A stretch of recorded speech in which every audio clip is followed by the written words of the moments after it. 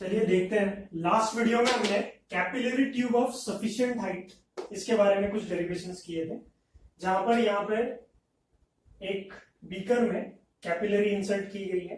तो capillary tube में liquid level rise करेगा अप टू हाइट h और कुछ ब्लैंक स्पेस भी है। ठीक है, तो अगर मैं देखूं कि यहाँ पर पॉइंट ए और पॉइंट बी अगर मैं लेता हूं, ठीक है, तो यहाँ भी एटमॉस्फेरिक प्रेशर होगा।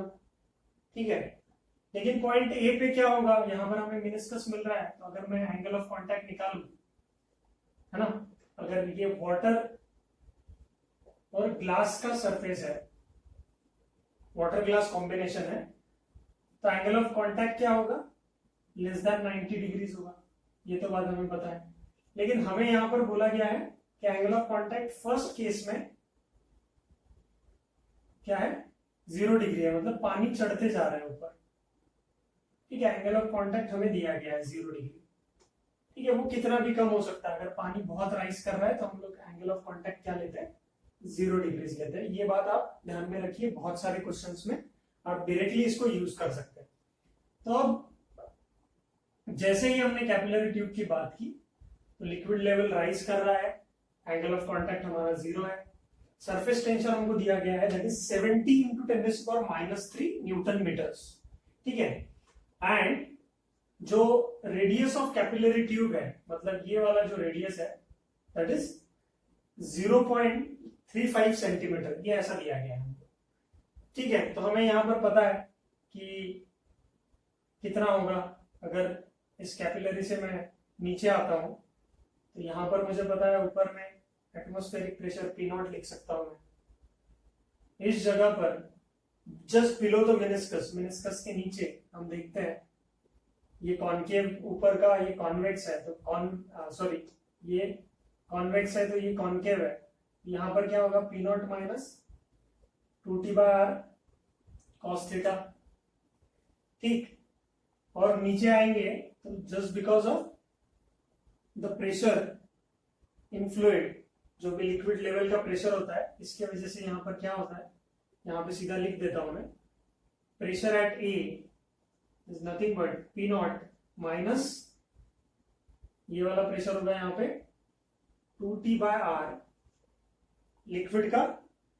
ठीक है, excess pressure cos of theta, क्योंकि एंगल बना रहा है, plus h ρg density of water, है ना, और pressure at B, outside pressure क्या होगा, P0।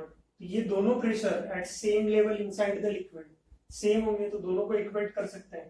तो मैं यहां लिखता हूं P0 is equal to P0 2T/r cos theta plus h ρg। ठीक है, यहां पर P0 कैंसिल हो जाएगा और ये बचेगा h ρg is equal to 2T/r cos of theta. ठीक है, प्रीवियस अगर आप वीडियो देखें तो इसमें आपको समझ में आ जाएगा। तो height of the liquid in the capillary, जो हाइट अटेन की है लिक्विड ने, हम लिख सकते हैं सीधा सीधा 2T/r cos थीटा और ρg। ये हमारा रिलेशनशिप ऑलरेडी हमने डिराइव कर लिया था। तो अभी आपको जो भी वैल्यूज दी गई है, टी की वैल्यू आप पुट कीजिए, एंगल ऑफ कांटेक्ट 0 दिया गया है, तो यहां पर मैं लिख सकता हूं h is equal to 2 into T that is 70 into 10⁻³ into cos 0 that is 1 होता है उसका वैल्यू, आर रेडियस सेंटीमीटर में दिया हुआ है, उसको ऐसा यूनिट में कर लीजिए, तो ये हो जाएगा 0.35 इंटू 10⁻² मीटर्स में आ गया। डेंसिटी ऑफ वाटर 10⁻³ kg/m³, और हम लोग एक्सेलरेशन ड्यू टू ग्रेविटी 10 ले लेते हैं। तो इसको हम अगर सॉल्व करेंगे तो ये आ जाएगा, ये हो गया 1। ठीक, तो अगर आपको दिख रहा है तो आप लिख सकते हो 2 इंटू 70/35 इंटू 10⁻⁴ इंटू 10⁻³ इंटू 10⁻⁴। ये तो कैंसिल हो गया।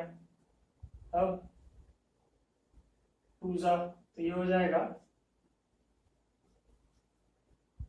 सही किया क्या मैंने? 35 इंटू 2 कर लिया ना, -3 है, तो ये हो जाएगा h is equal to 2 into 2 into 10⁻³ height of the column will be 4 into 10⁻³ meters. तो ये ज्यादा हो गया क्या? कुछ मिस हो गया क्या? 10⁻³ ही है।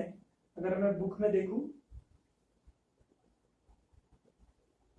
तो 10⁻³ ही दिखा रहा है।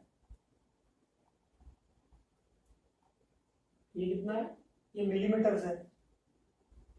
कैपिलरी छोटा है तो ये मिलीमीटर है, सॉरी, तो इसको हम 10⁻³ लिख देंगे।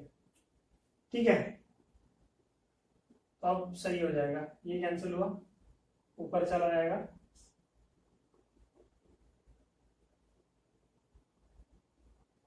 ये शिफ्ट हो गया तो 10⁻5 हो गया, अब सही है। तो ये आ जाएगा 10⁻² मीटर्स। तो अब इसको हम लोग सीधा सीधा लिख सकते हैं 4 सेंटीमीटर।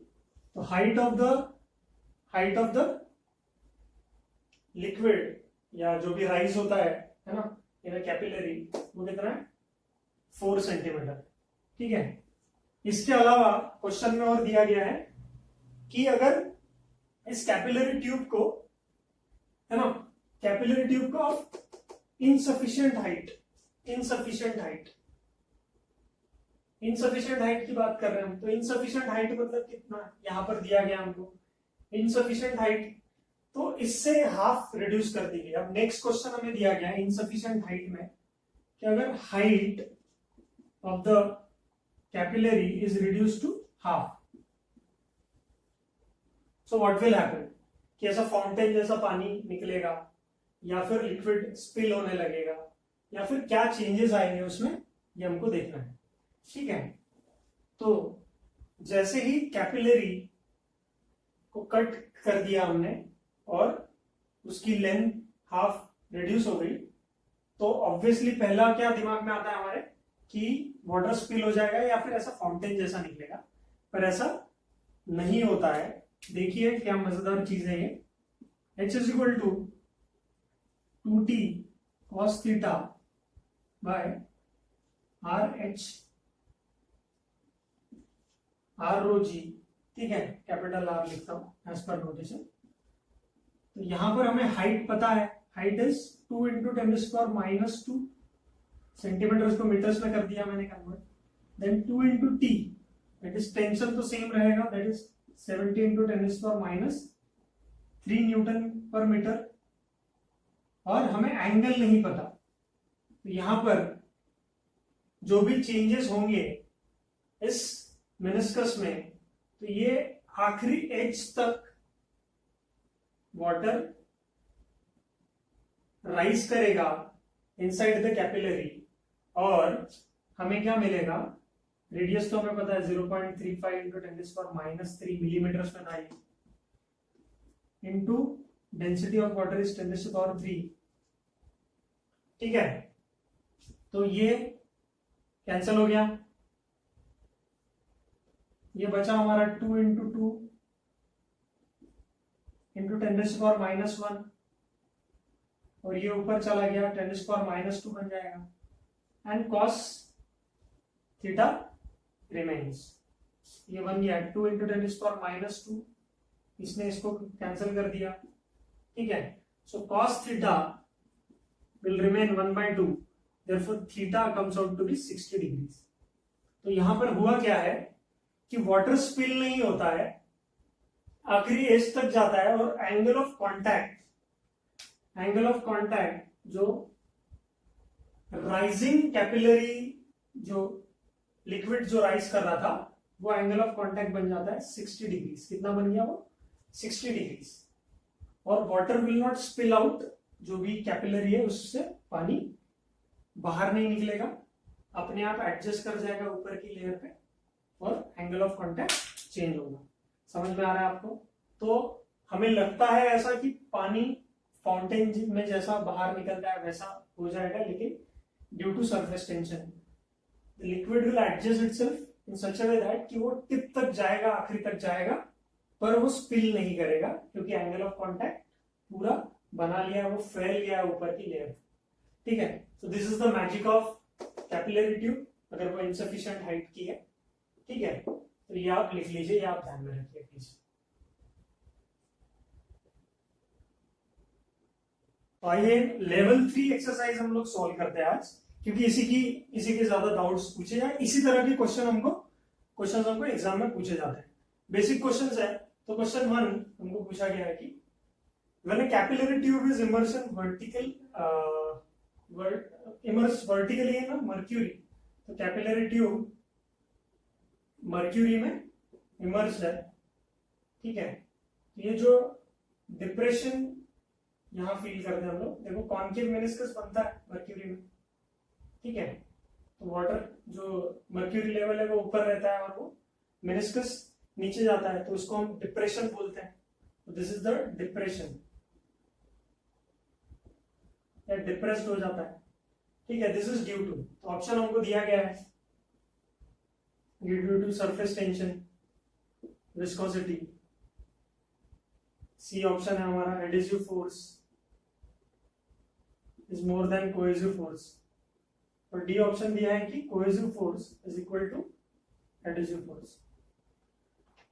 तो हमें पता है कि जब भी मर्क्यूरी मेनिस्कस बनाता है, ठीक है, मर्क्यूरी और ग्लास का अगर कॉम्बिनेशन है तो ये कॉन्वेक्स मेनिस्कस बनाता है। तो इसमें कोहेसिव फोर्स मर्क्यूरी का ज्यादा होता है। अगर वो सरफेस पे हम लोग रखें तो मर्क्यूरी कुछ इस तरह का ड्रॉप बनाता है।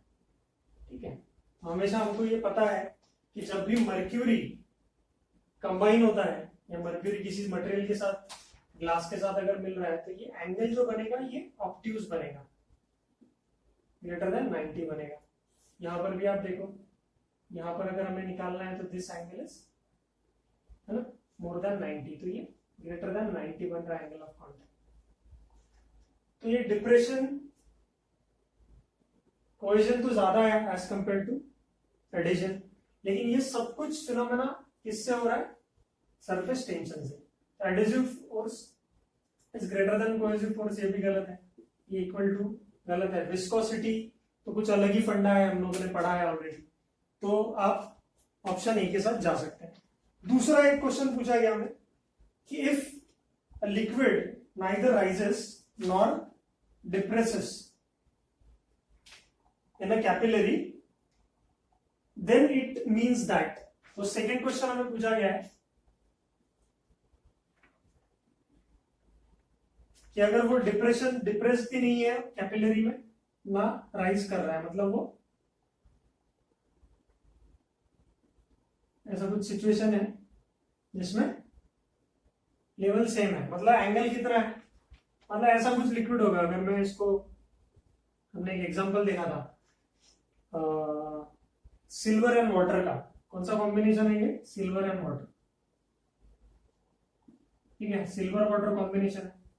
तो सिल्वर वाटर कॉम्बिनेशन में आपने देखा था कि पानी इस तरह से कुछ ड्रॉप बना, मतलब वाटर का ड्रॉपलेट ऐसा होगा सिल्वर प्लेट के ऊपर। तो this is the silver plate, और ये वाटर का ड्रॉपलेट है। ठीक है, ऐसा कुछ बनता है। तो यहां पर अगर मैं कैपिलरी ट्यूब रखूं तो सिल्वर की ट्यूब है ये, और इसमें वाटर चल रहा है, तो वाटर कोई मेनिस्कस नहीं बनाएगा, ना कॉन्वेक्स कॉनकेव। ठीक है, यहां पे कुछ अलग दिख रहा है, पर ये जो एंगल बना है, ये एंगल इज 90 डिग्री, ऐसा कुछ ड्रॉप बनता है उसका, ऐसा 90 डिग्री। ठीक है, यहां पर भी हमने देखा था कि एंगल ऑफ कांटेक्ट कहां बनेगा? जहां पर कोई लिक्विड किसी सरफेस से टच कर रहा है, तो यहां पे अलोंग द कंटेनर या कैपिलरी आएगा, तो ये एंगल बनता है हमारा ये वाला एंगल। ठीक है, तो ये एंगल ऑफ कांटेक्ट थीटा हमारा 90 डिग्री है। ठीक है, तो ये बात ध्यान में रखिए। तो यहाँ पर जो ऑप्शन दिया गया है, option A B C D में से B option is the right option. Angle of contact में B 90 degree, 0 degree, not depressed, it does not raises और डिप्रेस्ड भी नहीं हो रहा है, तो एंगल ऑफ कॉन्टैक्ट क्या बन जाएगा उसका, है ना, मे बी 90 डिग्री। तो 90 डिग्री होगा, सिल्वर वाटर के केस में हम देख चुके हैं। ठीक है, तो ऐसे सारे क्वेश्चंस हैं जो आपने ऑलरेडी डिस्कस कर लिए थे। ठीक है, देन थर्ड क्वेश्चन है हमारा,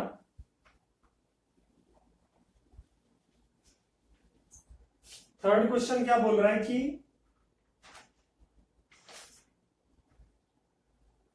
N air bubble of radius 1 millimeter, air bubble कितना रेडियस है 1 मिलीमीटर का, is formed inside water, air bubble of radius 1 millimeter is formed inside water at the depth 10 meters। तो हाइट ले लेता हूं मैं इसको, 10 meters की हाइट है, यहाँ पे कुछ वाटर बबल बना है। ठीक है, form inside the water at a depth of 10 meter below the surface, और उसका जो रेडियस है, इस बबल का जो रेडियस है वो है 1 मिलीमीटर। ठीक है,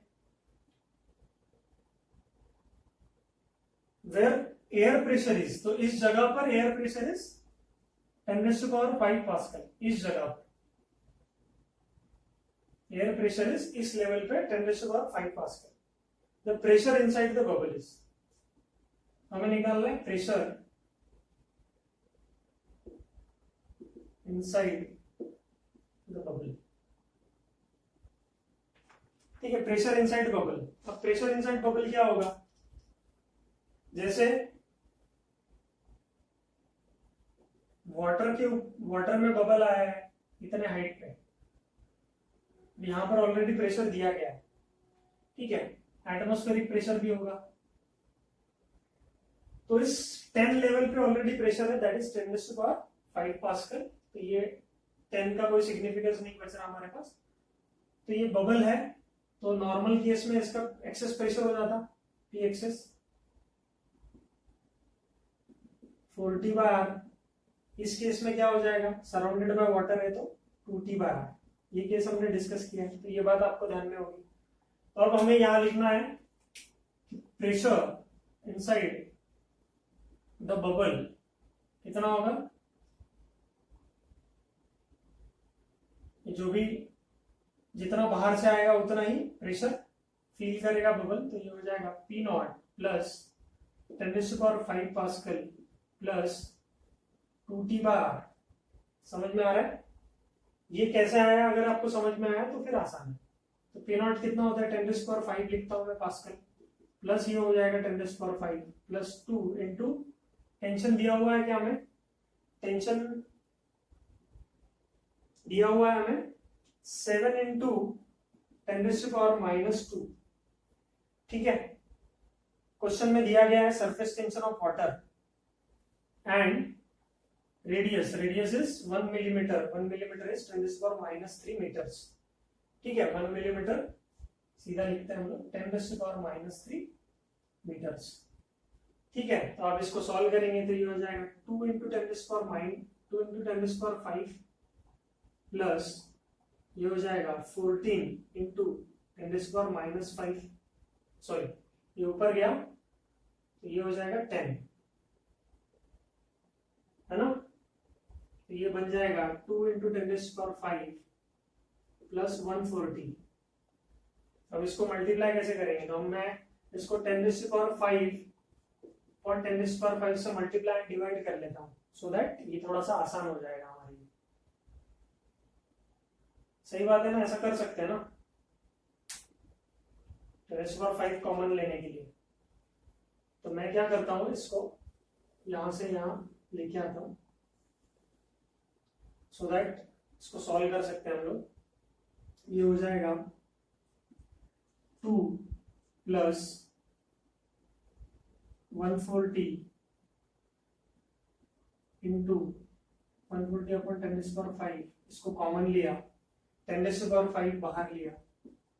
ये समझ में आ रहा है क्या? ये कंफ्यूज मत होना, बस कैलकुलेशन का जुगाड़ है थोड़ा सा। और फिर मैं इसको कन्वर्ट कर देता हूं 2 प्लस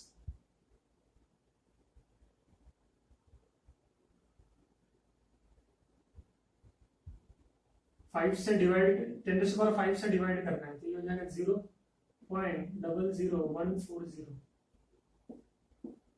इंटू 10⁵।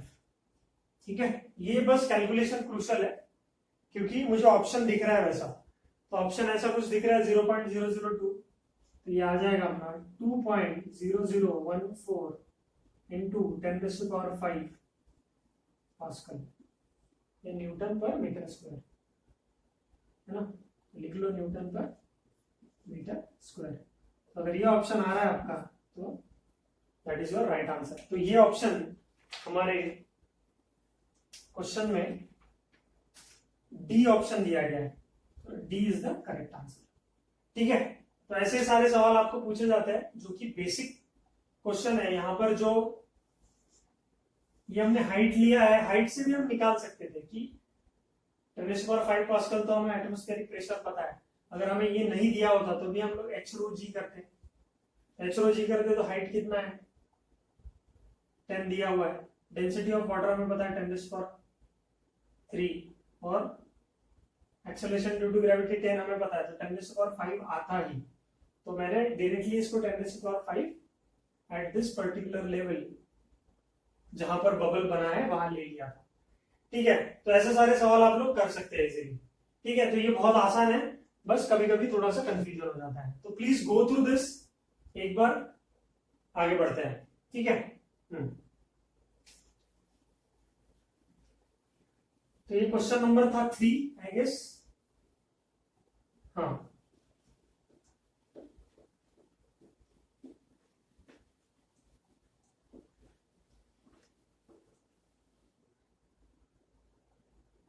क्वेश्चन नंबर 4 पे जाते हैं। क्वेश्चन नंबर 4 बोल रहा है हमें कि one end of capillary tube with radius, capillary वाला ही क्वेश्चन कर रहे हैं हम लोग। One end of capillary tube of glass capillary tube with radius, तो डेटा लिख लेते हैं पहले, विथ रेडियस 0.05 सेंटीमीटर। ठीक है, is immersed into water to a depth of h is equal to 2 centimetre. 2 centimetre है। What pressure is required to blow an air bubble out of the lower end of the tube? तो अगर एक capillary है glass की, बहुत छोटी अगर होगी तो मैं बड़ा बना देता हूं, कैपिलरी है ग्लास की और रखी गई है किसी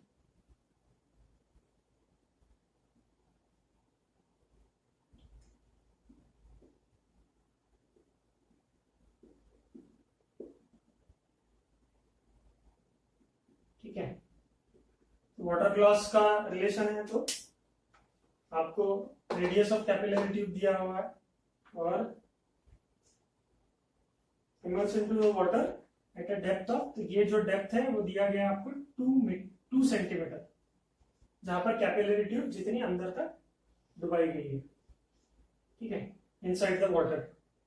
देन पूछा गया आपको what pressure is required to blow an air bubble out of lower end, तो यहां से अगर हम फूक मारते हैं, ठीक है, यहां से बबल, यहां से हम लोग अगर प्रेशर करते हैं तो यहां पर क्या निकलेगा, बबल निकलेगा, मतलब ऐसा कुछ होगा उधर।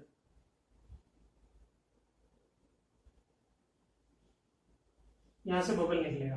ठीक है, तो आपको टेंशन दिया गया है, tension given is 7 into 10⁻² Newton पर मीटर, ये सही है। Density of water is 10⁻³ kg/m3, ये तो हमको पता है।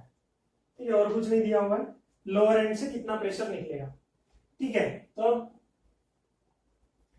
जैसे यहां से हम तो फूंक मारेंगे खुद, है ना, ब्लो करेंगे ऐसा, तो हम अभी एटमॉस्फेरिक प्रेशर को तो नहीं ले सकते क्योंकि हम लोग खुद ब्लो करने वाले हैं।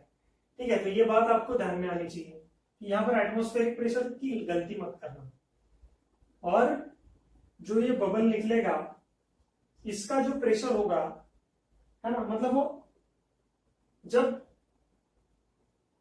अंदर का प्रेशर और बाहर का प्रेशर ऑलमोस्ट वो लिमिटिंग वैल्यू पे आ जाता है ना, तब आपको क्या मिलेगा, तभी आपका वो एयर बबल निकलने की कोशिश करेगा। तो हम सीधा बोल सकते हैं कि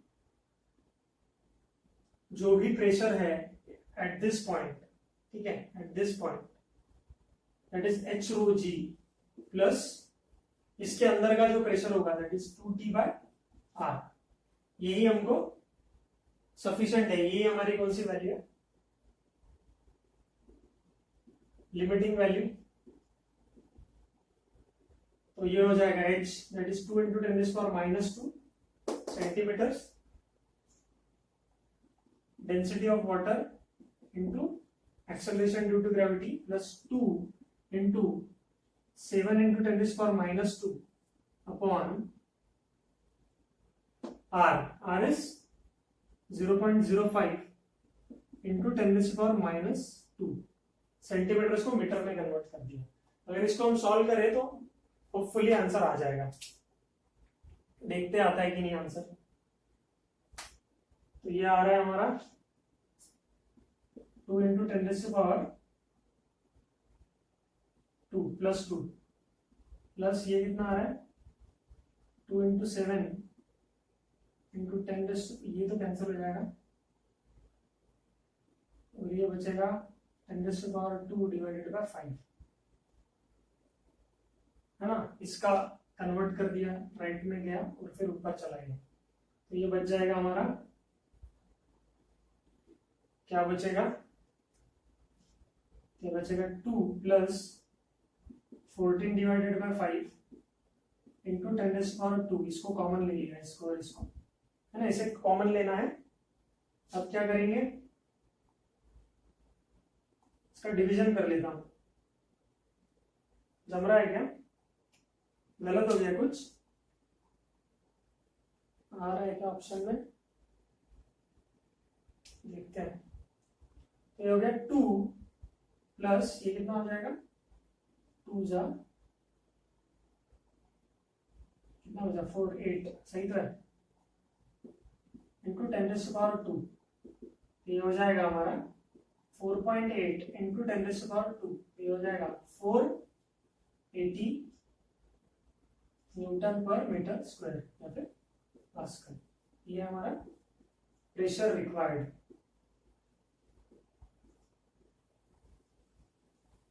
समझ में आ रहा है आपको। तो ऐसा ही सब है जहां पर हमें कितना प्रेशर अप्लाई करना पड़ेगा ताकि बबल निकले। ठीक है, ऐसे सारे सवाल आपको पूछे जाते हैं। तो ये ऑप्शन में आपको दिखेगा। सो ऑप्शन में आपका आंसर है A option is the correct answer. ठीक है, ऐसे सारी सिचुएशन में आपको थोड़ा सा ढूंढना पड़ता है। फिर आपको बोला गया है क्वेश्चन नंबर 5 में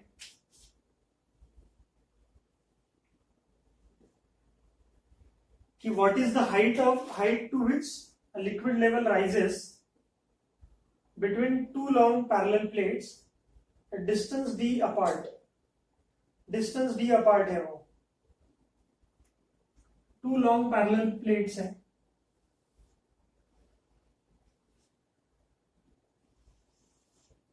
इसमें लिक्विड लेवल राइज कर रहा है, लिक्विड लेवल राइज कर रहा है और इन दोनों के बीच का जो डिस्टेंस है दैट इज डी। ऐसे भी बना सकते हैं इसको, पर राइज बोला है लिक्विड लेवल। ठीक है, लिक्विड लेवल राइजेस। तो यही अपना कैपिलरी ट्यूब जैसा ही होगा। केस, ठीक है, distance between them is d, तो हम जो 2t बाय d लेते हैं तो t आ जाएगा यहाँ पे, ठीक है। तो क्या आ जाएगा, surface tension T is given, rho density given है। क्वेश्चन नंबर 5 कर रहे हैं हम लोग, देखिए थोड़ा सा, what is the height to which liquid level rises between the two long plates. तो लिक्विड लेवल राइज के लिए हम h is equal to 2t cos theta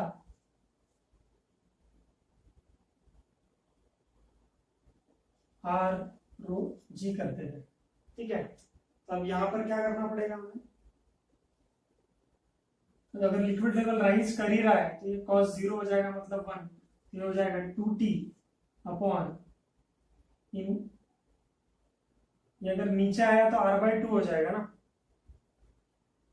तो हमें इसके जगह हम d भी लिख सकते हैं, 2t रेडियस लिखा है ना हमने, तो हम यहाँ पर डिस्टेंस बिटवीन द प्लेट जो कि अगर बहुत कम है तो यहाँ पर 2d भी लिख सकते हैं ना, r के जगह क्या लिखेंगे, d/2, r के जगह हम लिख सकते हैं d/2 रो जी, ठीक है। तो ये आ जाएगा, ऊपर जाएगा और बन जाएगा कितना, 4t d रो जी, ठीक है। तो ऐसा कुछ होगा आंसर हमारा, 5 का आंसर है, और 2t रो जी ही दिया हुआ है। टू लॉन्ग प्लेट्स है at a distance d apart. तो कैपिलरी में जैसा हम लोग r लेते हैं वैसे यहाँ पे d लिया तो भी चल जाएगा। तो देख लेना, इसको थोड़ा सा क्रॉस चेक कर लेना एक बार आंसर कि यही सही है क्या नहीं, ठीक है। अगर नहीं है सही तो फिर इसको थोड़ा सा डिस्कस करेंगे, ठीक है। ओके, चलो बढ़ते हैं आगे क्वेश्चन नंबर 6 की तरफ।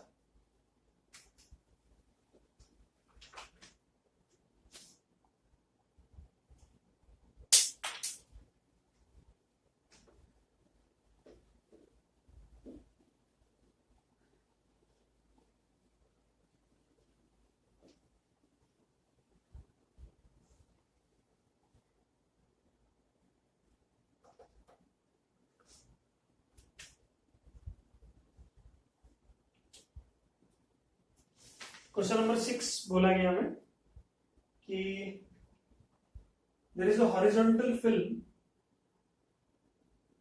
Of soap solution, horizontal film है सोप सॉल्यूशन की,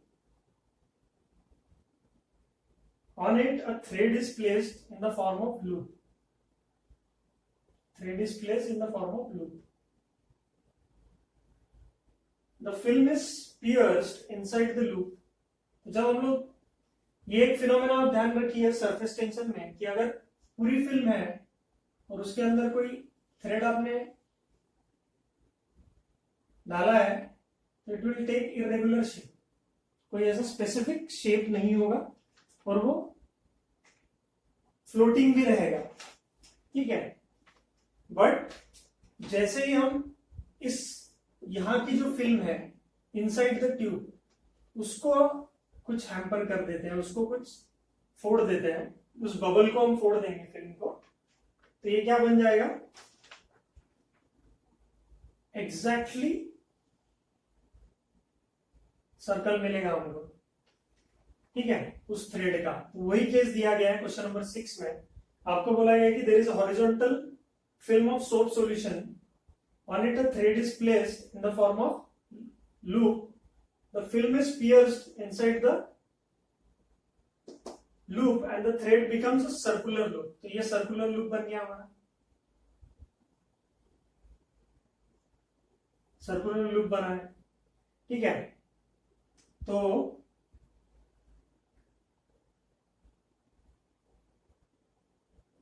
circular loop of radius r, of radius r, थोड़ा बड़ा बनाना चाहिए, होपफुली आपको दिख रहा होगा, ये रेडियस है r। If the surface tension of the loop be T, then what will be the tension in the thread, what will be the tension in the thread. तो थ्रेड के अंदर जो टेंशन होगा उसके बारे में हमको पूछा गया। तो जैसे ही हम इस फिल्म के अंदर के लेयर को, अंदर का जो इस सोप सॉल्यूशन के अंदर, मतलब इस थ्रेड के अंदर के इसको पियर्स करते हैं, वो एकदम टाइट हो जाता है एकदम, मतलब हर जगह से आपको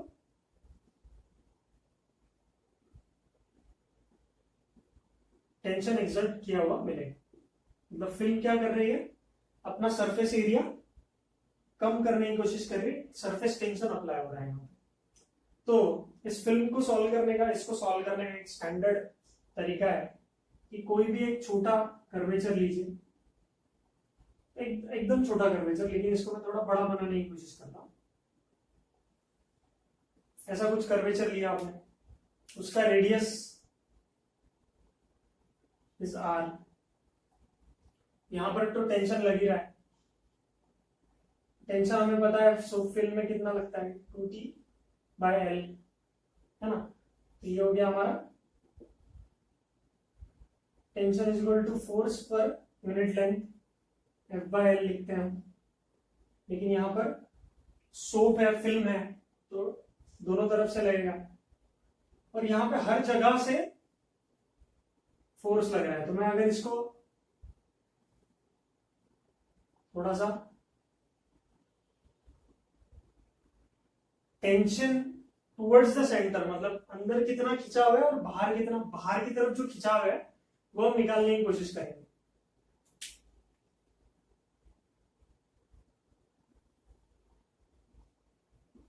फोर्स यहां पर भी होगा, फोर्स यहां पर भी होगा, और ये सोप फिल्म है, रेडियस, तो इसको मैं एक स्मॉल लेंथ मानता हूं, इस आर्क को। ये आर्क है मेरा लेंथ L, ठीक है। एंड दिस सेक्टर, ये जो सेक्टर बन रहा है, this is making an angle 2θ, क्योंकि हमें कुछ निकालना है। अब देखो कि इस पे लगने वाला सारे रिजल्टेंट फोर्स, फिल्म पे लगने वाले, उसका अगर मैं रिलेशन बनाने की कोशिश करूं तो मुझे पता है कि ऐसा कुछ रिलेशन बनेगा। अब दिस फोर्स, और अगर मैं इसको ज्योमेट्री से सॉल्व करने की कोशिश करूं, दिस एंगल बिकम्स थीटा, और ये बन गया थीटा, और यहां पे horizontally this becomes theta, this becomes theta. तो अगर मैं रिजॉल्व करूं इस वेक्टर को, है ना, ये डेरिवेशन है प्रॉपर आपके इसमें, लेकिन हम जो कुछ करना चाह रहे हैं, हम लोग क्या करना चाह रहे हैं कि फोर्स रिजल्टेंट कितना लगा है। यहां पर आपको पूछा गया है कि what will be the tension in the thread, thread के ऊपर लगने वाला जो टेंशन है वो कितना है। तो ये जो थ्रेड का एक पोर्शन लिया है हमने, दैट इज L। तो हम लिख सकते हैं यहां पे, हमें पता है कि theta is equal to length of arc upon radius, ये हो जाएगा 2θ is equal to L/R। So L becomes 2Rθ। सही बात है। तो अब मैं अगर इसको रिजॉल्व करूं तो मुझे कुछ उस पे थ्रेड पे लगने वाले सारे फोर्सेस मिल जाएंगे। देखते हैं कैसे। तो यहां पर अगर मैं फोर्सेस देखूं तो हॉरिजॉन्टल अगर मैं रिजॉल्व करूं तो ये बन जाएगा F cos ऑफ थीटा, यहां पे बन जाएगा F cos ऑफ थीटा, नीचे दो रिजॉल्व करेंगे हम लोग, ये बन जाएगा 2F sin थीटा, है ना। इस पॉइंट पे अगर मैं रिजॉल्व करने जाऊं तो मुझे इसका और इसका दोनों का रिजॉल्व करना पड़ेगा, 2F sin थीटा मिलेगा। अगर इतना सब कुछ है थ्रेड पे लगने वाला, तो ये जो फोर्स है that is 2L because of the film. तो फिल्म का लेयर हम लोग 2T into L पकड़ते हैं, तो हमारे लिए क्या है, ये फोर्स और वो फोर्स सेम ही तो है, तो हम लोग क्या लिखेंगे सीधा 2t 2f sine theta equal to 2t l। अब लिखेंगे यहाँ पे 2 तो कैंसिल हो गया, l की वैल्यू क्या आ जाएगी 2r theta equal to f sine theta. सही बात है। तो force is equal to t 2r theta by sine theta. ठीक है, ऐसा कुछ रिलेशन आपको मिल रहा है। अगर ऐसा कुछ रिलेशन आपको मिल रहा है तो इसमें आप लिख सकते हो कि theta is nothing but small, अगर बहुत छोटा एंगल है ना, तो अगर थीटा अगर बहुत छोटा एंगल है आपके लिए तो दिस बिकम्स थीटा, ये हो जाएगा 2r t। Force on the thread is 2 into r into t। तो ऑप्शन आपके पास ए बी सी डी जो दिया गया है, option A B C D में से ये ऑप्शन दिया गया आपका pi are square t, B option दिया गया आपका pi are square t, pi are square by t था, सी ऑप्शन दिया गया 2 pi r into t, and D option is r into t. This should be 2r into t. ठीक है, तो इसको आप रेक्टिफाई कर सकते हो 2r इंटू टी। इसको प्लीज आप करेक्ट कर लीजिए, पाई जहां पर होगा वो तो नहीं कंसिडर कर रहे हैं हम लोग। ठीक है, तो this will be your correct answer. तो ऑप्शन में भी वही दिया हुआ है आपके, तो ये आंसर आप लिख सकते हो। समझ में आ रहा है आपको? This should be your answer. ठीक है, तो अगर हमने थोड़ा सा जुगाड़ करके निकाला है, लेकिन जुगाड़ आपके काम में आएगा, थोड़ा सा इसको ध्यान में रखिए आप। ठीक,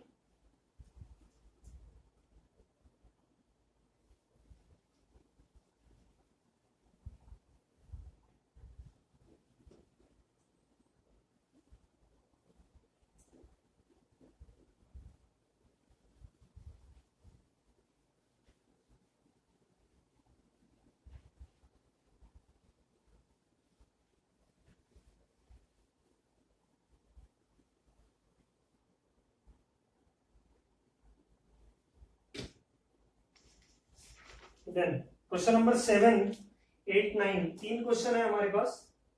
तीनों क्वेश्चन बढ़िया से है। क्वेश्चन क्या है हमारा, question number 7,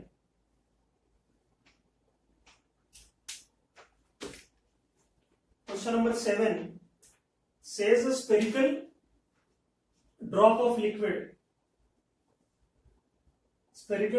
liquid having surface tension T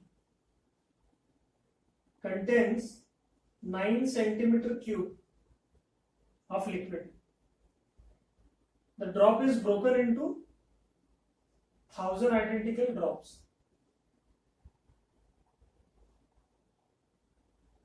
The work done, तो हमें पता है कि टेंशन T दिया हुआ है, volume is 9 centimetre cube.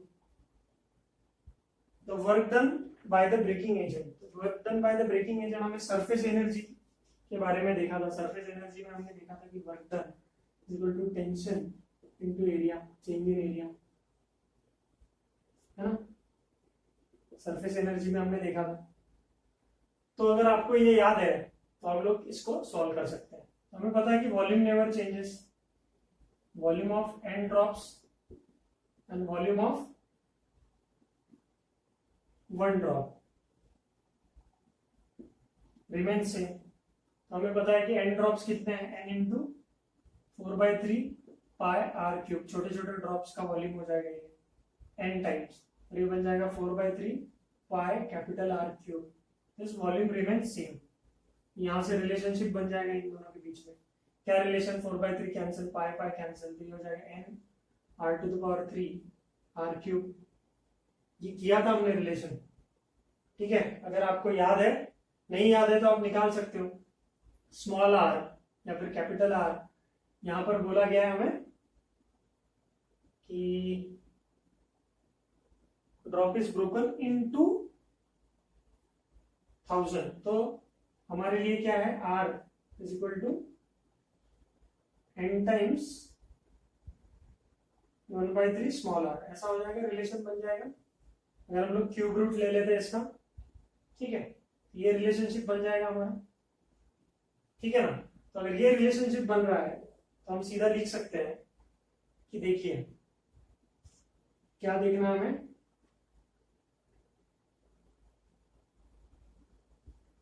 Work done is nothing but tension that is given as T और एरिया। तो area of sphere is 4 pi are square. अब क्या था पहले, अभी बहुत सारे बन गए है ना ड्रॉप्स, ब्रेक कर दिया तो उनका सरफेस एरिया ज्यादा होता है। तो हम लोग लिखेंगे T times 4 pi n into 4 pi are square.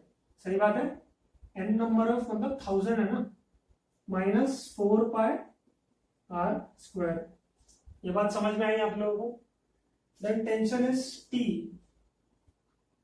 और ये बन गया हमारा n, सॉरी 4 पाई कॉमन आ जाएगा और ये बन जाएगा n R square minus R square, ठीक है। अब हमें याद है कि r की वैल्यू क्या लिखनी है और n की वैल्यू भी क्या लिखनी है। n की वैल्यू भी आप लिख सकते हैं या r की वैल्यू भी आप डाल सकते हैं यहाँ पे, तो कोई दिक्कत नहीं आएगी, ठीक है। तो यहाँ पे आप वैल्यूज डालो, r की डालो या फिर स्मॉल r की डाल दे सकते हैं, ऐसा भी कर सकते हैं, कोई प्रॉब्लम नहीं होगा। स्मॉल r की भी डाल दो, r डिवाइडेड बाय n/3 ऐसा भी हो जाएगा, ठीक है, irrespective of what is the और फिर वॉल्यूम दिया गया है हमें। हमारे पास है इक्वेशन T 4 पाई T एंड r स्क्वायर की वैल्यू क्या आ जाएगी, capital R square n 2/3 n to the power 2/3 minus r square. सही बात है। दिस बिकम्स 4 पाई T, ये ऊपर चला जाएगा n to the power 1 minus 2/3 minus 1 और r स्क्वायर कॉमन आ जाएगा। तो this is work done. Work done का एक स्टैंडर्ड इक्वेशन आपको मिल चुका है।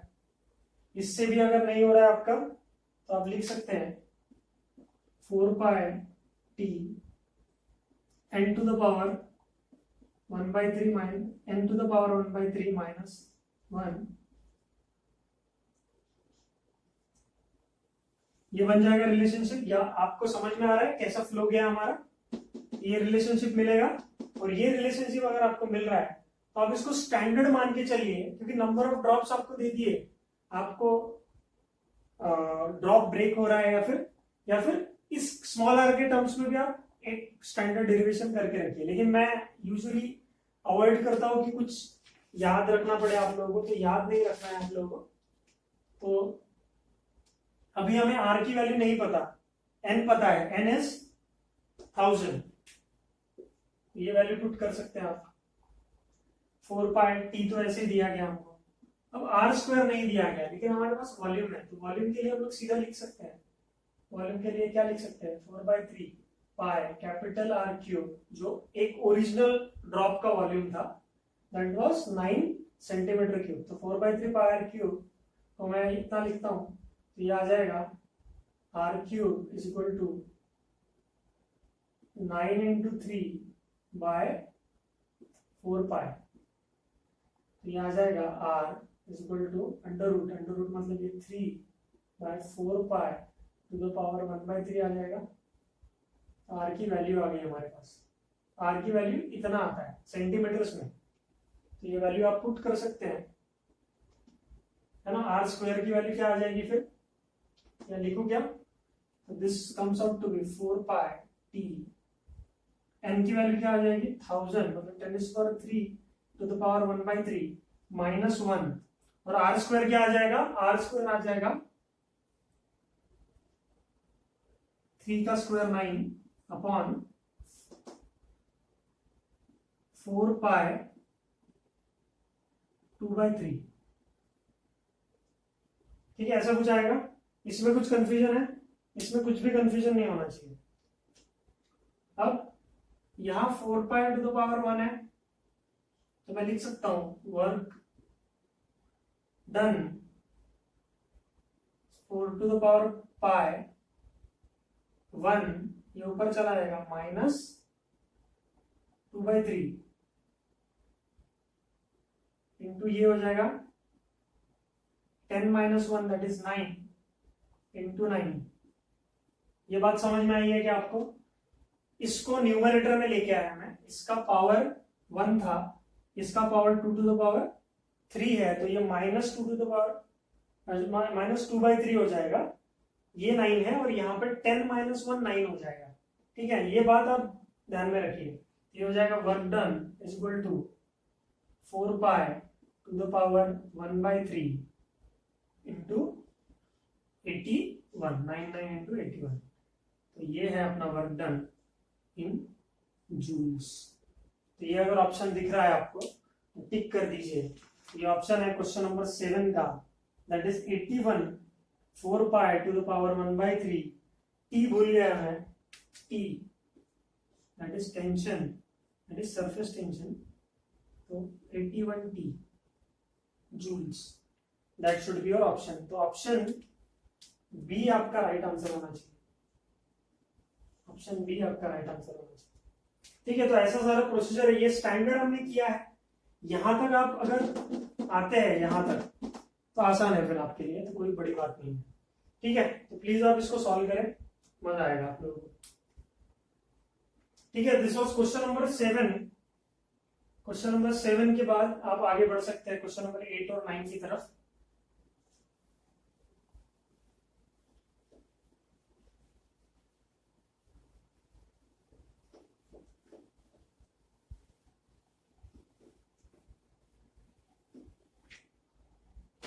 सो क्वेश्चन नंबर 8 से आते हैं हम लोग कि drop of water of mass m। Question number 8 data given is drop of water of mass m, density rho is placed between two clean glass plates, the distance between which is d। What is the force of attraction between the plates? मतलब दो plates हैं, plate वाला एक question किया था हमने,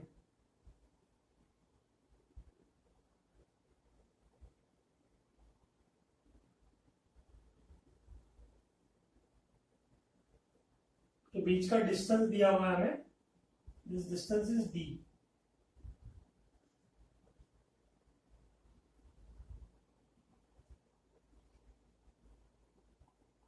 What is the force of attraction between the plates? Water drop फंसा हुआ है उसके बीच में, between the to clean glass. तो वाटर ड्रॉपलेट अगर फंसा हुआ है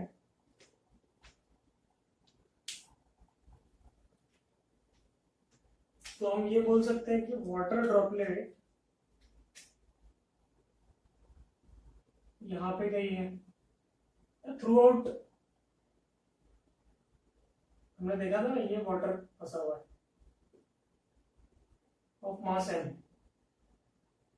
ये केस हमने देखा था already. Water of mass m फंसा हुआ है एंड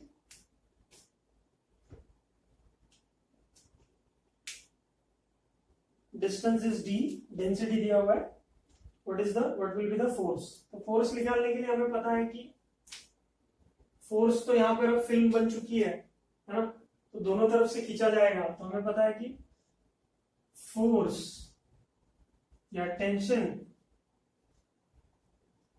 इक्वल टू फोर्स पर यूनिट लेंथ। सही बात है, force is equal to tension into length. तो हमारे लिए तो फिल्म बन जाते, दोनों तरफ से खींचेंगे, तो दो कंपोनेंट्स है इसलिए ट्वाइस ऑफ, है ना, टीएल हो जाएगा ये। तो अब यहां पर क्या कर सकते हैं हम,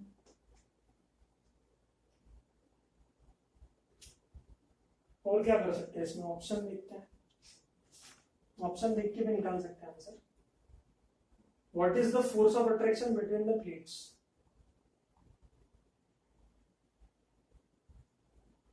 डेंसिटी और डिस्टेंस के बीच का रिलेशन निकालना है। तो डिस्टेंस के लिए मैं क्या कर सकता हूं, एरिया और कुछ कर सकते हैं। यहाँ पे डेंसिटी का रिलेशन, सॉरी डिस्टेंस और डेंसिटी का भी रिलेशन दिया हुआ है टेंशन के साथ, तो कुछ गड़बड़ करनी पड़ेगी, वॉल्यूम और मास का भी लेके आना पड़ेगा। तो ठीक है, तो हम लोग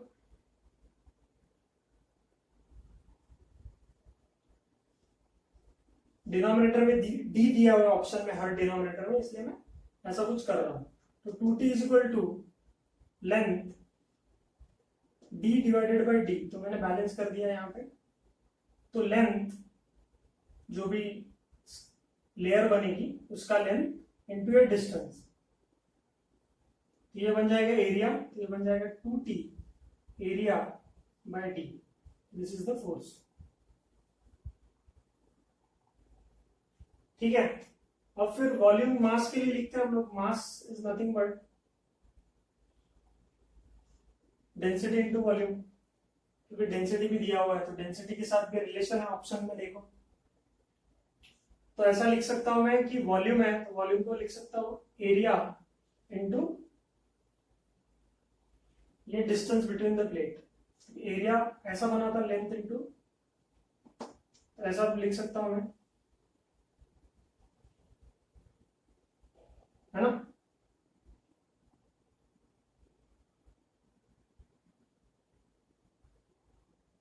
तो यहां पर मास के टर्म्स में ऑप्शन आना चाहिए, मास और डेंसिटी एक साथ कैसे जाएगा, ए के साथ वैल्यू पुट कर सकते हैं क्या, ए के साथ ए को हटा के मैं अगर ऐसा पुट करूं यहाँ पे m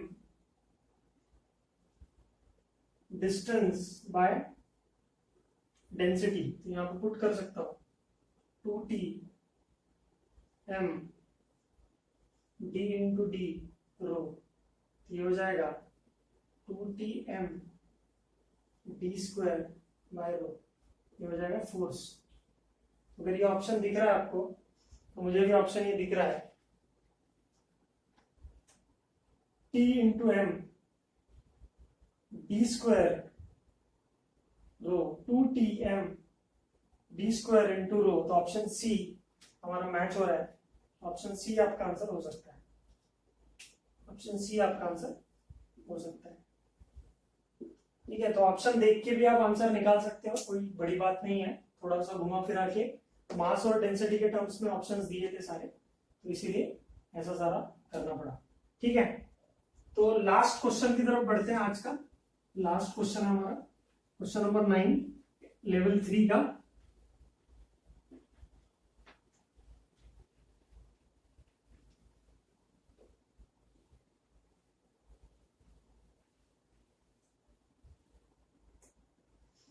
लेवल 3 का क्वेश्चन है कि in the bottom of the vessel with mercury of density rho,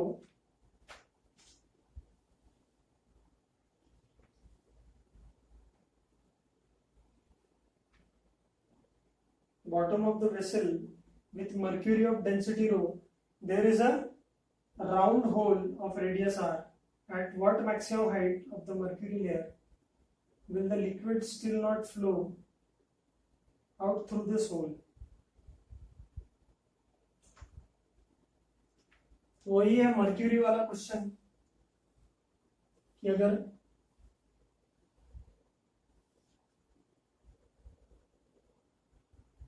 bottom of the vessel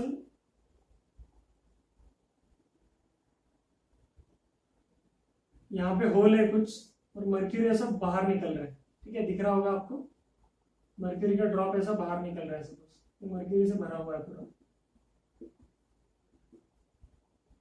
ठीक है, मर्क्यूरी से भरा हुआ है और यहां पर ड्रॉप बाहर निकल रहा है मर्क्यूरी का।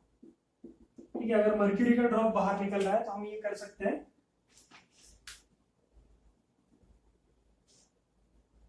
इस पे लगने वाला प्रेशर, मतलब यहां पर हाइट है, डेंसिटी ऑफ मर्क्यूरी है ना, और फिर ये जो ड्रॉप है इसके अंदर का जो प्रेशर होगा, तो जो भी प्रेशर हमको इसको नीचे गिराने के लिए रिक्वायर्ड होगा, that will be h rho g plus drop के अंदर जो प्रेशर होता है, ड्रॉप के अंदर प्रेशर होता है 2T/R, ठीक है, दैट इज रिक्वायर्ड, है ना। तो और कुछ नहीं लगेगा इसके अंदर, सरफेस टेंशन भी है।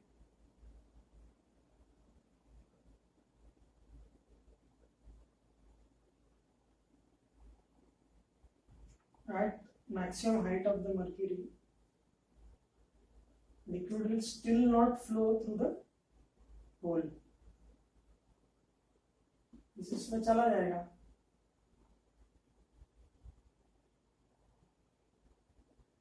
P0 किस तरह से कर सकते हैं इसको,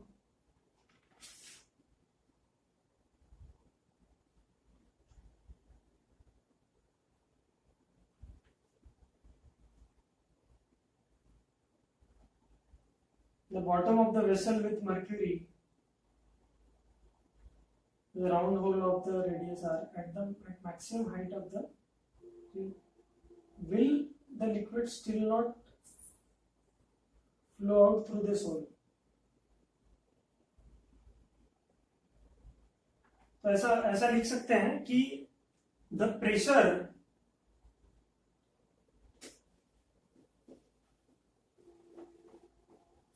अगर मतलब इस ऑप्शन से इसको हम लोग निकाल सकते हैं, लेकिन इसमें थोड़ा सा मैं ये बोलता हूं कि मैक्सिमम प्रेशर की बात चल रही है, तो मैं ये बोल रहा हूं कि अगर यहां पर होल है,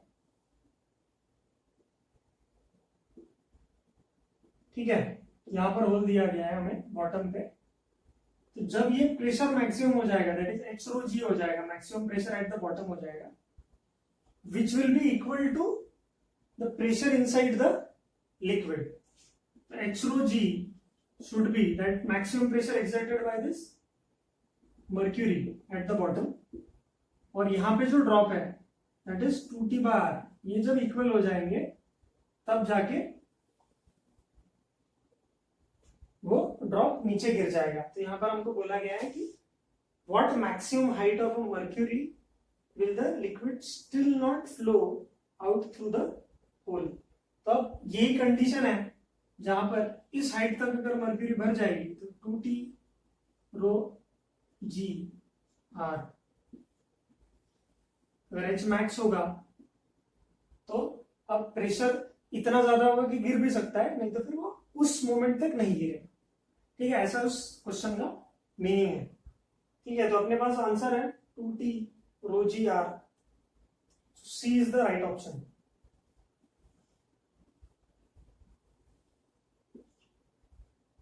ठीक है, तो ऐसे सारे सवाल पूछे जाते हैं, थोड़ा सा थॉट एंटिट्यूड, थोड़ा सा आपको जुगाड़ कुछ ना कुछ करना पड़ेगा, ठीक है। तो ये प्रैक्टिस करो थोड़ा सा, तो ये सवाल आपसे बन जाएंगे आराम से। थैंक यू सो मच, मिलते हैं नेक्स्ट क्लास में।